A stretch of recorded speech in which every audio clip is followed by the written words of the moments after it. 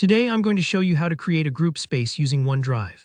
By the end of this tutorial, you'll know exactly how to set up a shared folder where you and your team, or friends, family, classmates, you name it, can all access and collaborate on files with exactly the level of privacy and access you choose.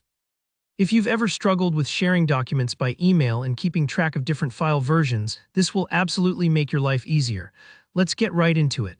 The first thing you need to do is sign in to OneDrive. So just open your browser and head over to OneDrive.com. If you're not already logged in, go ahead and enter your Microsoft account details. This could be your personal email, work, or even your school account. Once you're in, you'll see your OneDrive dashboard. Everything starts here, and if this is your first time using OneDrive, don't worry. The layout is pretty intuitive, and I'll walk you right through the steps. Now let's create a new folder that will act as your group space. Up near the top, you'll see a button labeled Create or sometimes Upload. Click on Create. From the menu that appears, select Folder. Take a moment to choose a meaningful name for your new folder. Maybe it's your project name, your family's surname, or just team documents, whatever makes sense for your group.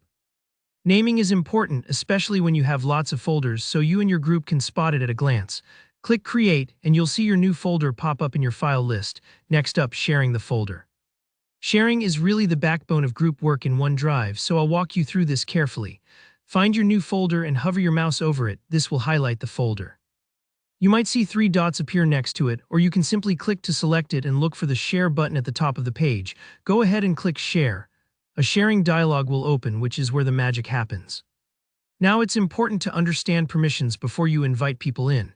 In the sharing window, you'll notice a line something like, "Anyone with the link can edit," or maybe "People in your organization." Click on this text to open the permissions menu. This is where you control who can access the folder and what they're allowed to do inside. For example, if you want ultimate privacy, choose specific people, so only the people you invite can get in. Or if you want an easy, open link to share, select anyone with the link.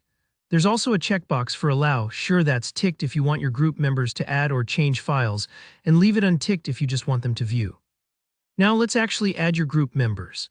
In the dialog, you can type in the email addresses of the people you want to add. They'll get an invitation right in their inbox. If you're working with a large group or just want to make it easier, you can also copy the link provided and send it out through email, chat, or whatever platform you use. Either way, once they click the link, they'll have access to your new shared space and you're all set to start collaborating. And that's it.